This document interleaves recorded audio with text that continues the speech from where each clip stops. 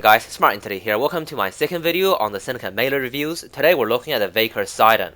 Now just to look at the build quickly, you'll notice I have the exact same build as I used with the Talus bolt haze. I will try to keep the build as similar as possible, just so we can have a look at the comparison of damage and gameplay. However, if a particular weapon have a crit chance of 5 or less, I won't be using this build because that's just unreasonable. So just to explain the build again quickly, we got max prime pressure point for damage, fury for attack speed. We're going to use the focus energy fever strike combo for that corrosive elemental, and of course focus energy sacrificing a bit of damage for that channeling efficiency if and when we use it. And this is of course based on a crit berserker build. Now this obviously is taking more advantage of the weapon versus the previous Talus bolt haze, because with a crit berserker we get a crit chance of 24%, which means berserker will activate on average about once every 4 hits. I'm gonna put prime reach in there because it's just fun. The Vaykor Sydon has a unique ability of being able to store charges. Once it stores 15 charges, it can release it, and it gives off a radial blind effect. Now the charges are stored via blocking with the Vaykor Sydon, as you can see here, and the amount of charges is stored on the top right hand corner of your screen next to your health bar. So once you release it, it releases this radial blind effect, which is a pretty nice AoE effect.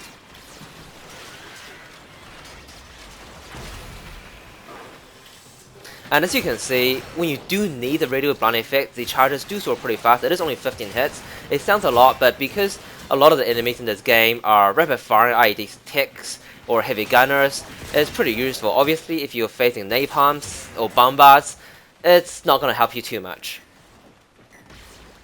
As far as movability goes, it's pretty smooth. Again, I have a max fury on here, and this is with berserker activated, so we wait until berserker deactivate.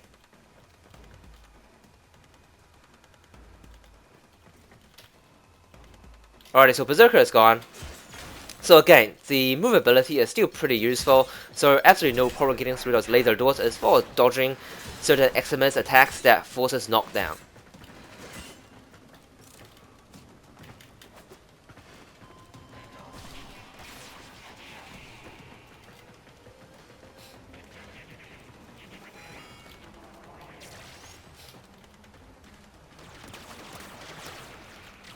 Now again, because this have a much higher crit chance, and because we use True Steel, the modding pretty much goes to a 24% crit chance.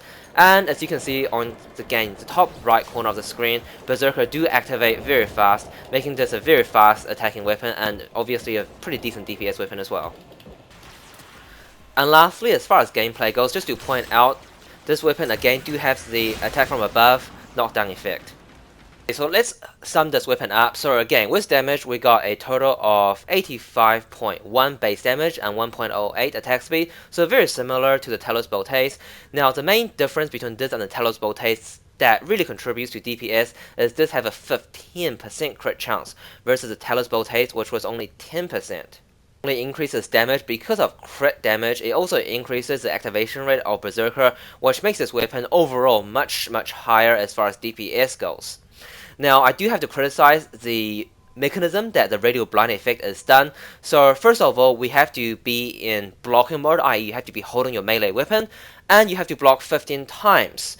Now, that is pretty easy to do if you are facing corpus mechs that shoot at you, those standard mowers or techs or heavy gunners. However, again, if you are facing things like bombards, napalms, those kind of enemies, it's just not going to help you that much. In addition, don't forget, with a change in the blocking mechanism, you do take damage either way. So for whatever reason, if you are playing very high level, which currently there's no reason to do so, if you are doing it, 15 hits could quite easily kill you before you get the radial blind effect off.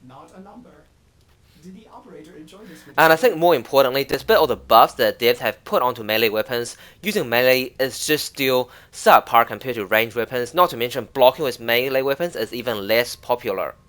Overall, I would classify the Vaykor Sydon again as a mid-tier weapon, slightly better than the Talus bolt haze, definitely not as fun just because it doesn't have that blade beam effect.